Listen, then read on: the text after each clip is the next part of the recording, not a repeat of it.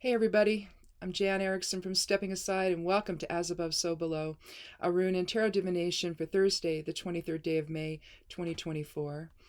Well, today's full moon in Sagittarius. It went full at 6:54, I think, this morning here on the west coast of the United States.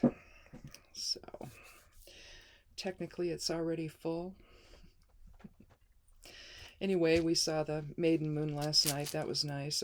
Didn't really get any pictures, though, of it where there wasn't clouds. But I always think the clouds surrounding it, especially if they kind of cover it a little bit and it's peeking out, I think those are cooler pictures anyway. But anyhow, let's make sure that the sound is up. Yep, it's up. Okay. Let's go ahead and get started by taking the rune, the Elder Futhark rune from the Elder Futhark bag. Let's see. I let them fall through my fingers. The last one's the rune. So it's very, very random. As random as it can be, I guess. Here we have Iwas. Now, Iwas is the 13th rune of the Elder Futhark. And what it is it's essentially, it's essentially like a pinwheel or like a spiral. It's not Laguz forward and reverse. It's Laguz, period. And just depends on how you see it. But essentially, Iwas is the connection between opposites. It's one of the As Above, So Below runes. Sawillo's one. Let's see, I can't think what else is. It depends. Oyera could be one as well. Maybe Othala could be considered that as well, given it's made up of Kenaz in all directions. So, but basically, we're looking at the link between realms, so higher awareness and ego, or the soul versus the subconscious, or higher consciousness versus the subconscious. You could look at it that way too. But essentially, with Laguz comprising the whole thing, essentially twice. You're looking at flow from higher awareness, or flow from spirit, or soul energy taking over, essentially, instead of allowing our focus to shift to ego stuff and reactive stuff. That's essentially to me, that's the dichotomy. It's not the masculine and feminine balancing that within, although we do that, of course. We do have some kind of a balance there, or imbalance as it may be. But basically, we're souls, and we take on this form in order to have a physical experience, right? But we're still souls. And instead of remembering that, we go through that whole idea of the veil of forgetting. And I don't think children forget. I don't think they know how to articulate it, but I think they're aware of who they really are. But then over time, that gets basically shaped out of us by our experiences and our home life and all of that. And we begin to react to everything. We get that, action and reaction experience. And when in fact we're souls. And if we just could remember that and start looking at things from that standpoint versus reacting all the time, I think we would be in a much, much different place than we are. So let's go ahead, though, and look at the Geomancy rune. The Iwas will then serve as the As Above side today of the significators. Here, the runes are the significators, or overall focus of the reading. I'm throwing down the 4 elemental Geomancy runes. I'm going to put them in the order of fire, air, water, and earth. There's water. What's this? This is earth. That's air. Looks like we have Laetitia. Now, Laetitia is one half of the exploration, if you will, of maybe extreme joy and extreme sorrow. Tristitia would be its complement. This is Laetitia. You have a lot of passive influence there. Anytime you see 2 dots on the rune, that's a passive influence. A single dot would be an active influence. So there's active for fire, but air, water, and earth are all passive influences. Tristitia is about, or rather Laetitia, not Tristitia. Tristitia is considered an evil rune. Its complement is. So it's sadness taking to the point taken to the point of maybe holding grudges or doing something really negative to people in response to whatever your perception is. So it's very it's grief and loss and sorrow and condemnation all on steroids, basically. It's kind of like the difference between Albus and Rubius. Rubius would be another evil rune in the Geomancy runes, where it's a total misuse of force, whereas Albus is wisdom and the sage and all of that. So here with Laetitia, though, we have joy. And it's about being intuitive and imaginative, very similar to Puella, which is the little girl rune. Its complement is poor.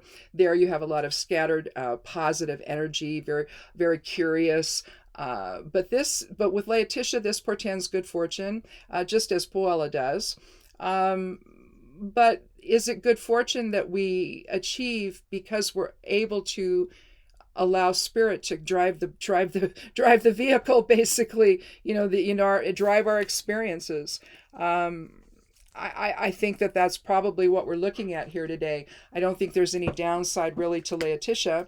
It's about happiness and laughter and joy and all of that. So I don't think that there's any real extreme there to be concerned about. As far as maybe taking it too far and not being able to see things, but with higher awareness taking the wheel, then higher awareness is going to see everything and understand everything that's going on from a place that's non-reactive, non-judgmental, and all of that. So at least the runes for today are talking about something really positive and and upbeat, as opposed to, I think on, let's see, what did we have on Monday? Well, I mean, I wouldn't say that it was, it was year-end emissio. So unfolding awareness and the decrease of something, maybe the decrease of your own lack of self-awareness or something like that. So, I mean, it was a positive reading, but, it was kind of some heavy ideas. But anyway, maybe this will be a little more lighthearted reading, but we won't know till I get the cards here. So we'll take a look at them. I'm going to cut the deck and take the lower half. Take 3 runes. Well, we have one from Cups, one from Wands, and one from the Major Arcana. There we go. And let's see if I can get a little closer to my desk here. Let's go ahead and take this is interesting. Well, I like to look at patterns when I see the cards. And what I'm seeing here, we have the 10 of Wands, 10 of Cups, and the World, which is the 21st card of the Major Arcana. So it's the last card. When you're looking at the small cards or the Minor Arcana, if you exclude the Court, which they're a part of that, they're an extenuation or a continuation of Ace through 10. Then you see generally the Court cards at that point, although they don't have a number associated with them. So there's kind of an outlier, at least in my opinion. But when you're seeing 2 10 cards, then you're at the end of that grouping of the Major Arcana, just like you're at the end of the the Minor Arcana, just as you're at the end of the Major Arcana with the World, where you're coming full circle. It's completion, it's synthesis, it's reward. So you're kind of in this, and with the fixed signs of the zodiac here in the corners of it, you're looking at a more stable type of an influence. You've gone through all of the lessons that the soul goes through, depicted by the Major Arcana while in form. And so you get to the end where the World, and you come full circle, and you've completed your time here, in a sense. Not really, but I mean in a sense. And one aspect of it would be like that, starting out with the Fool that takes its leap, and you end with the World. So those are the end of the lessons, basically. But you're looking here at that same sort of pattern. So I'm going to note that when I write this up over on the blog at Stepping Aside. I'm gonna note this as well in the pattern section. I do a little section above that describes everything, and then I just do a little summation. If you want to, it doesn't. I don't do like a transcript or anything though, so I'm not writing up everything I talk about here in the video. So anyhow, let's go ahead, and I'm going to start with the 10 of wands. Wands is the fire element. And so it's very active presence, it's creativity, it's motivation, it's opportunity, things like that. And here you have, now I tend to, well, traditional interpretations might say this is excess or a heavy burden or taking on too much. But I don't know about that. I don't know that that's necessarily the case. You can think of it that way. We'll mention it. But here, you know, it's interesting. The rune de Gauze, which is the 23rd rune, 23rd rune of the Elder Futhark. It's shaped like this. It's like a little bow tie. It means new day, and it's the end of one phase and the beginning of another. Well, if you turn this on its side, you kind of have the same thing, you know, only it's skewed. So when you're looking at the number 10 here on the card, that numerology, 10 reduces to 1, and so you're talking about new beginnings and talent and leadership and, you know, the self and all of that kind of thing. But one way to see this, because it doesn't look like, to me, this looks more to me like this is his home, although some interpreted this as part of the town. But here he's bringing back, you know, what may seem like a heavy burden. His back is bent. He's leaning forward, leaning into it to carry this load. So maybe he's taking on too much, or maybe he's bringing back all of the opportunities he's gained to show his family, to show that, hey, we have a future together. And anyway, you know, when you think of it in terms of new beginnings, in a sense, it can align that way. So let's keep both ideas in mind here about the idea of heavy burden, or maybe bringing home all the new opportunities the guy's gained, either at work or if he owns his own business. These are the new clients he just got, and he's got it fanned out to show his family. He's leaning forward into it. He knows the way home. He trusts the process. He knows he can accomplish all of this.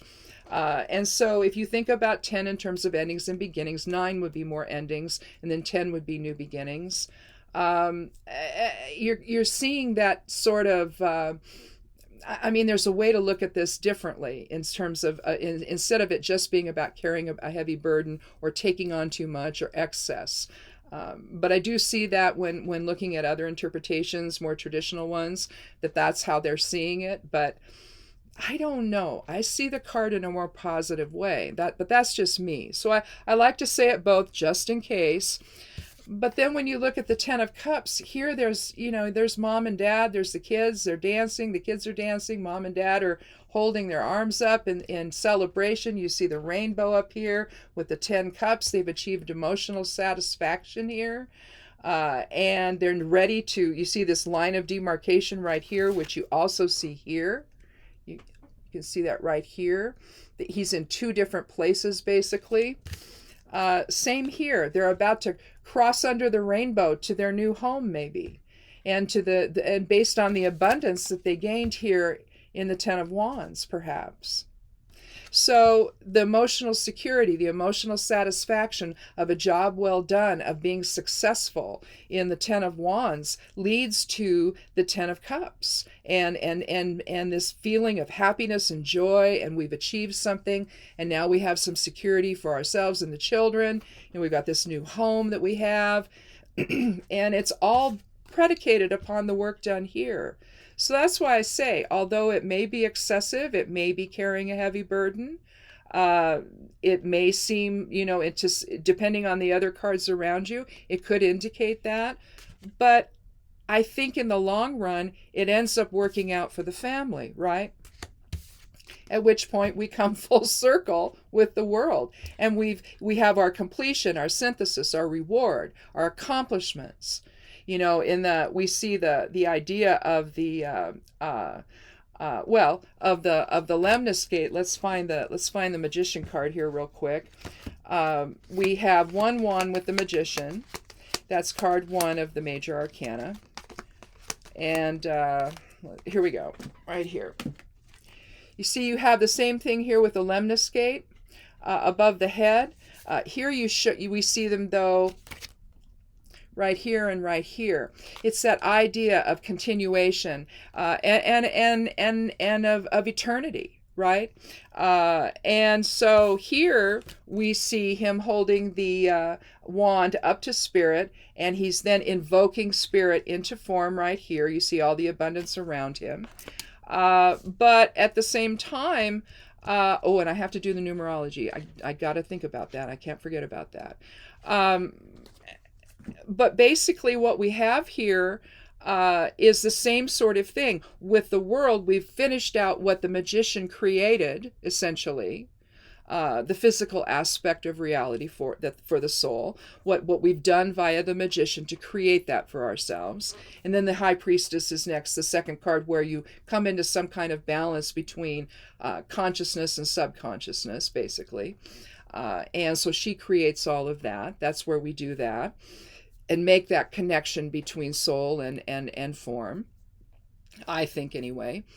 But here she's got two. She's holding 2 wands, one in each hand, you can see.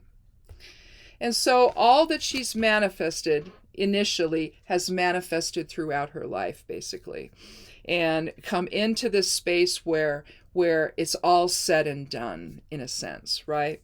And so the idea of completion, synthesis, and reward is not just happening on a physical level with the 210 cards, but also on a spiritual level with the world card as well. So you're making that as above, so below connection that we see, I think, with Iwas. That link between realms, that as above, so below reality that we exist in, whether we realize it or not, you know.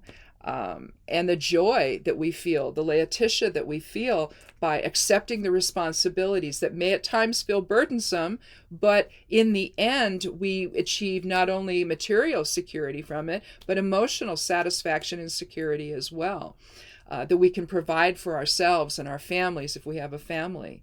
You know, and again, we come full circle from the very beginning of the tarot, of the Major Arcana and all of the ace cards, where the genesis of something new, depending on whether it's the Ace of Wands, Swords, Pentacles, or Cups, you know, whether it's fire, air, water, and earth, the same thing that the same elements we use to create the Geomancy rune. So I think today, if we keep things lofty, if we see things from a higher perspective, if you feel like you're carrying a heavy burden, understand that it is the precursor to having success and material security. So don't look at it that way. Look at it as, look at all of the opportunities I have to maintain or to create my success in life, to build my career in life. To build my skills, to then be able to provide a home for myself and maybe my family if I have one. And in the end, the soul has come full circle. You've achieved what you came here to achieve. That overall understanding of what physical life is all about, what the concerns are, what the successes are, what the hopes, the dreams, all of that.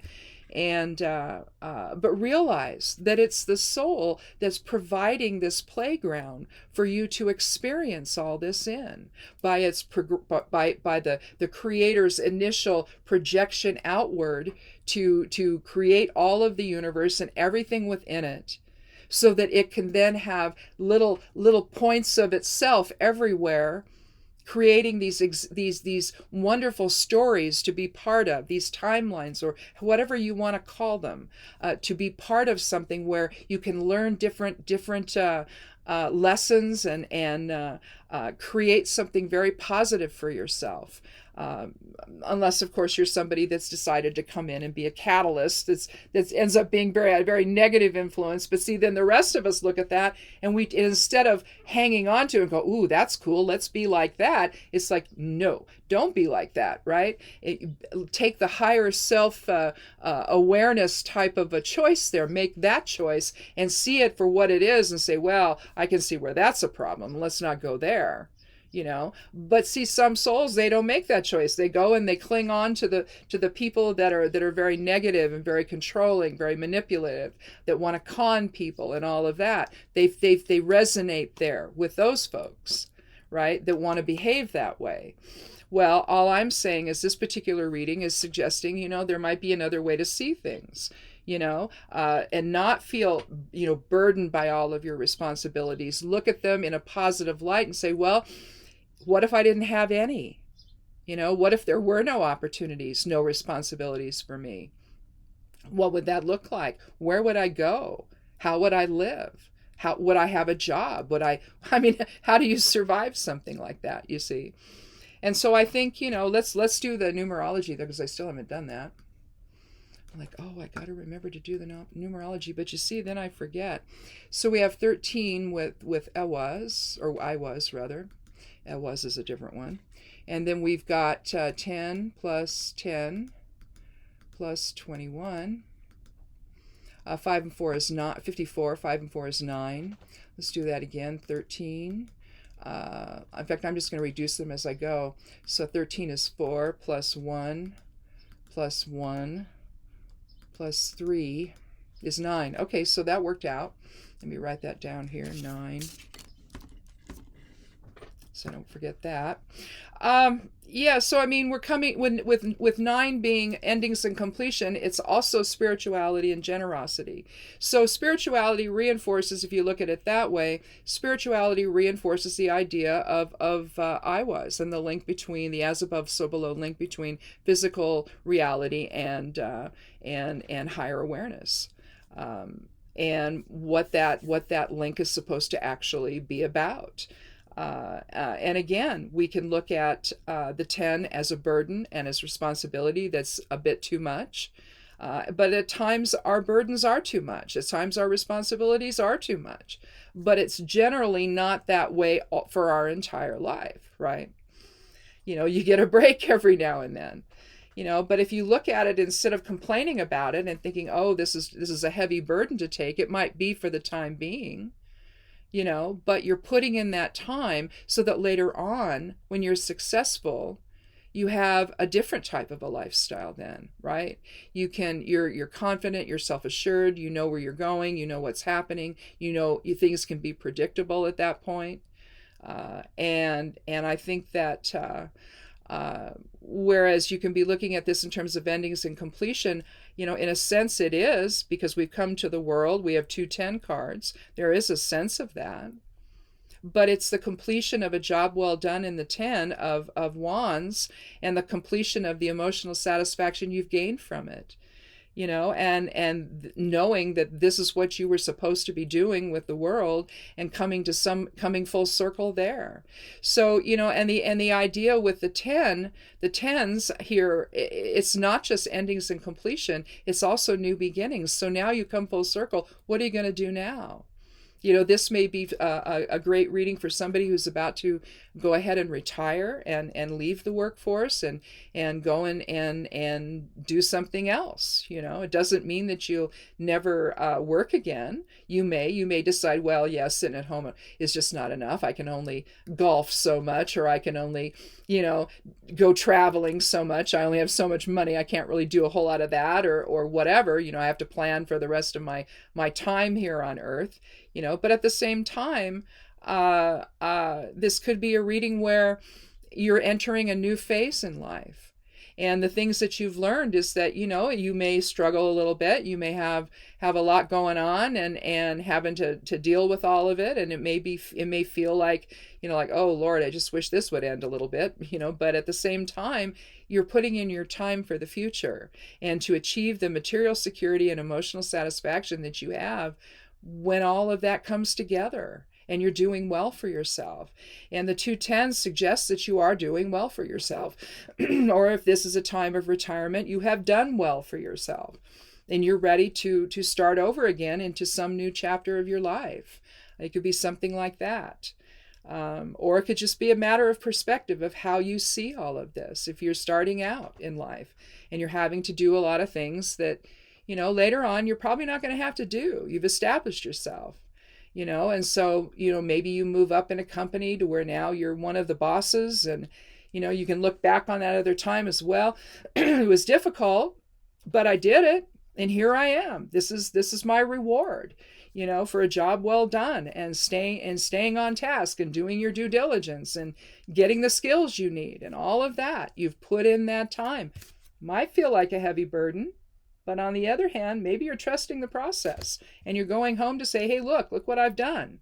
This is cool. We're gonna have some money in the bank, we're gonna have some financial security with all of this, So, unlike in the Eight of Wands, where you see all these staffs coming in, being thrown into the scene essentially, and that's, to me, that's like overwhelming, But put it into perspective, see it as the opportunities that they are, and the benefit that you're going to gain from it.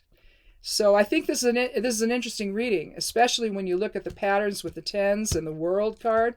They're all kind of talking about the same thing. And so there's a lot of reinforcement for that. But the reinforcement comes from allowing higher awareness to guide the ship, instead of, complaining about it and worrying about it and fighting against it and struggling against it.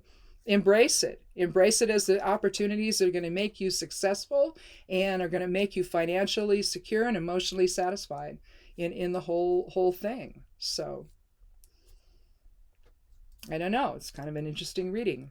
Haven't had one like this in a while. So, where it's success, you might not feel like it here, but in the long run, it's going to be, right? You put in that time, and it can be hard. It's like when you open a new business and you spend all that time at work, you're not there 9 to 5 or 8 to 5. You're there into the night. You're taking work home. You work on the weekends when they're closed. I mean, you're doing things to get your business off the ground. Well, that's a heavy burden, right?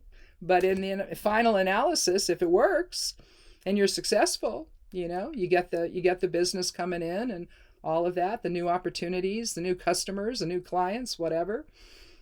In the end, you build yourself a nice business that maybe you can, when you're ready to retire or you're ready to do something else, maybe, and you sell the business. You're going to make some money off that business.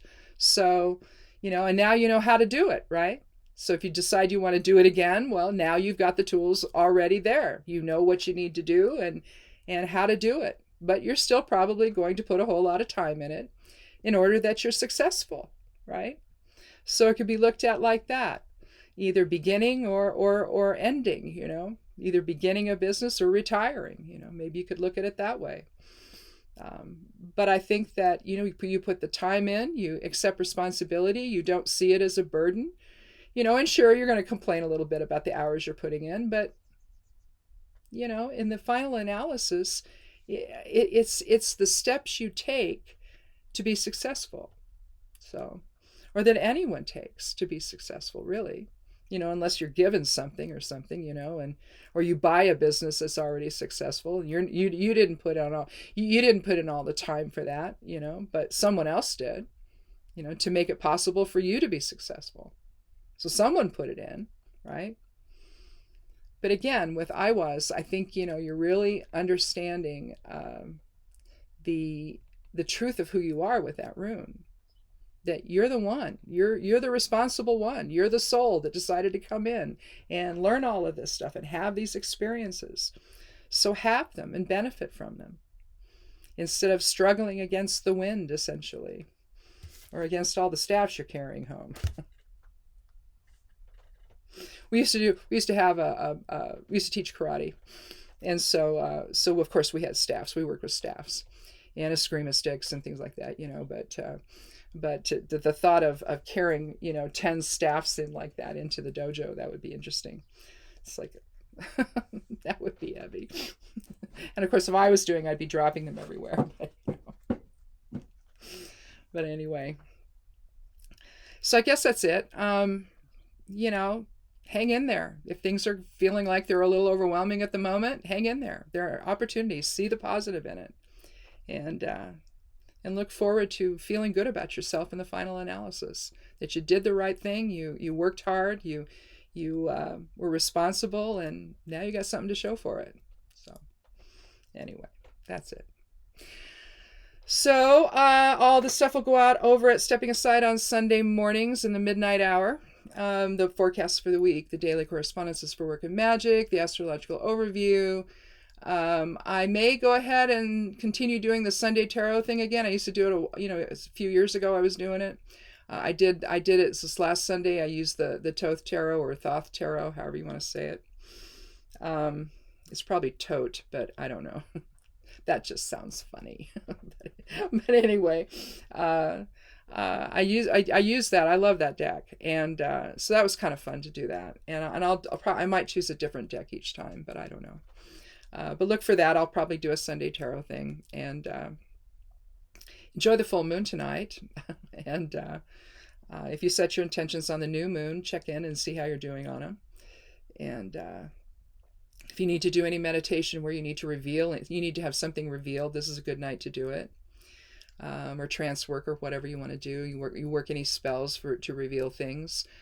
This is a good time to do that as well, because you have the light of the full moon illuminating everything and bringing truth to bear, we'll say. So you can do that as well. Also, the Exploring Tarot series is in its final weeks, and so I'm doing one tarot card a week to talk about what each card means. That's all up. I post that stuff most of it over there at Substack, Medium, and Patreon. If you click on more below the video, a little window will open up. You scroll down to the bottom, you'll see the links to everywhere I'm at, including those sites. And I guess that's it. If you have not yet clicked subscribe, I'd love you to do that and come back and join us again. I do this Mondays and Thursdays. We're just taking a look at how runes and the tarot can enhance our ability to problem solve and enhance our ability to see the world from a higher perspective, and our experiences from a higher perspective. Not really about predictions per se, although sometimes things will really point to something specific. Other than that, I try to keep these readings really general, so that someone can find something in it to help them, something for everybody basically. And if it doesn't seem like it applies today, maybe in the next couple of days it will. Sometimes the readings tend to link together in the week. I don't make that happen, it just happens. But sometimes Thursdays seems to be a continuation of Monday's reading. So that will happen too, periodically. But I guess that's it. Thanks so much for watching. Have a good weekend. Again, enjoy the full moon. Monday, I will probably go ahead and do a reading. It is Memorial Day here, and so that's a holiday, but I will probably go ahead and do a reading. If I don't, I may do it Sunday night and post it on Monday. If I do, I'll tell you that. I'll let you know that's what I'm doing. But I'm not going anywhere. It's irrigation starts again on Monday, so that we go from Monday till 8 a.m. on Friday, and so we'll be doing irrigation. So it's just another day here, right? So I have no reason not to do a reading on Monday, even though it's a holiday. I'll do it anyway. So I guess we'll meet again on Monday then for another edition of As Above, So Below. Be good to yourself, be good to one another, and blessed be.